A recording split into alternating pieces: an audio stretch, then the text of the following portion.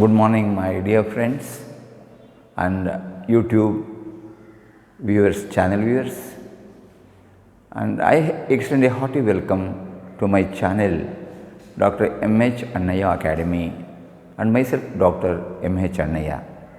Friends, in today's YouTube video, we are going to learn how to calculate the centroid of a T section whose dimensions are as shown in the figure.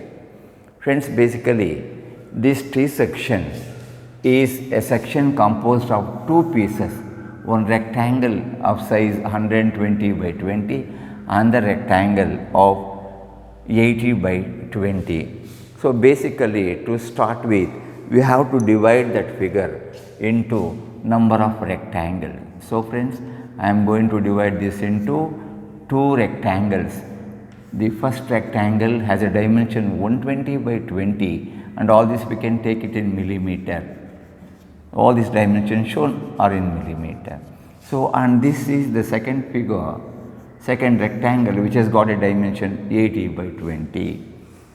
Friends, calculation of the location of centroid of this composite T section is very simple, and we have the formula for x bar given by x bar is equal to a1 x1 plus a2 x2 divided by a1 plus a2. Friends, these a1, a2 etc. are the areas of this individual section. So, a1 refers to area of rectangle 1, a2 refers to area of this rectangle 2, and x1, x2 etc. These values depend on the way we choose the coordinate axis. So, we have taken the left end of this as y axis, this is the x axis, and this we have got the origin. Friends, what are these values of x1, x2 etc.? So, x1, x2 etc. are the distances of the centroids of the individual figures. That is to say, centroid of the first one is x1, distance of the centroid of the second is x2.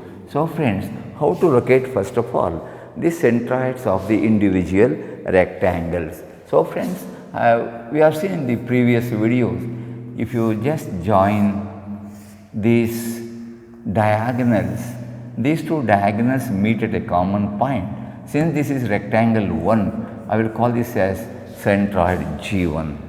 Likewise, friends, if you want the centroid of this second one, we have to join the diagonals, and the point of intersection of the diagonals will give you the location of G2, the centroid of the second rectangle as shown. Friends, here, what are these x1, x2? Friends, the distances of the centroids of the individual figures are measured from the y-axis.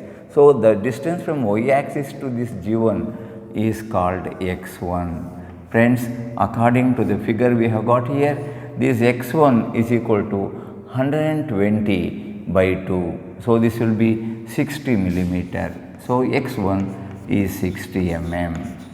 On the same lines, what is x2? x2 is the distance of the centroid of the second rectangle from the y-axis. So, this is our x2.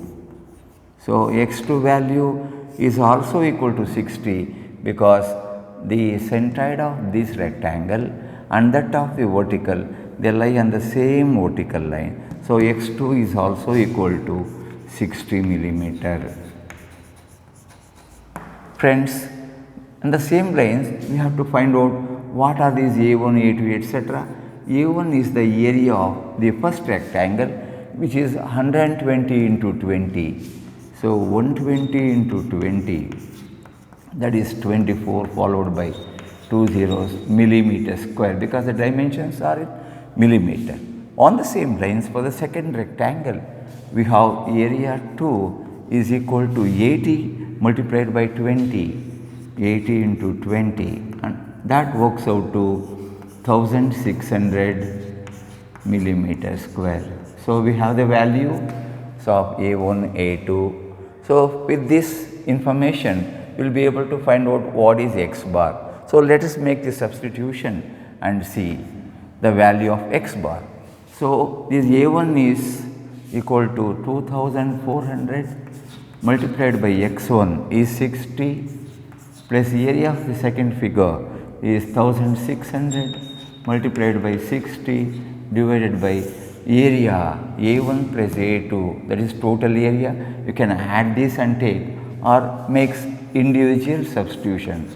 2400 plus 1600.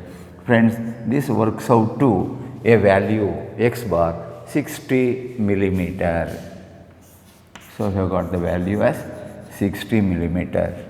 And friends, to find out the y bar, the distance of the centroid from the x axis is given by the formula y bar is equal to A1 y1 plus A2 y2, because there are two areas as you have seen, divided by A1 plus A2. Friends, already we know what are the values of A1 and A2, and by calculating y1 and y2 we should be able to calculate y bar. Friends, what is the meaning of y1? See, distance of y are measured from the x axis. The G1, the centroid of the first figure is here. The distance of the bottom, that is x line, x axis till that will give you the y1. So according to this figure, y1 is equal to, up to here is 80 plus this is 10, 90 I can write down. So I will write down y1 is equal to 90 millimeter. And the same line, let us see what y2 is. y2, friends, is again the distance measured from the x axis till the centroid of the second figure. So this is totally 80 from here to here. So this will be half of that. So this will be 40 millimeter. So friends, once you have this value, you can calculate what is the y bar. So according to this, y bar is equal to A1 y1 plus A2 y2. We have written the formula. Let us make the substitution. So, or you can write down here itself. Y bar is equal to A1 is 2400 into y1 is 90 plus A2 is 1600 multiplied by y2, that is 40, divided by A1 plus A2. So, A1 plus A2 is 2400 plus 1600. Friends, if you simplify, this y bar works out to a value equal to 70 mm, 70 millimeter. Friends, we got the value of x bar, we have got the value of y bar, and we can say this centroid is given by x bar comma y bar, that is given by a value 60 comma 70 millimeter. So friends, with these simple calculations you are able to find out what is the centroid of this figure. Friends, here let us also see where approximately this centroid lies. So friends, the x bar is 60 millimeter, that is from the y axis it should be 60. So it should be somewhere on this line. And then what is the value of this y bar? Y bar is equal to 70. So from here to here it is 80, somewhere here. Friends, this is approximately the centroid of the complete T section, which will be at a distance of 60 millimeter from the y axis and a distance of 70 millimeter from the x. So this is 60 and this is 70. So friends, after completion, you can see there is an important information to be conveyed to you. Friends, if you see this T section is symmetrical about the vertical line passing through G1 and G2.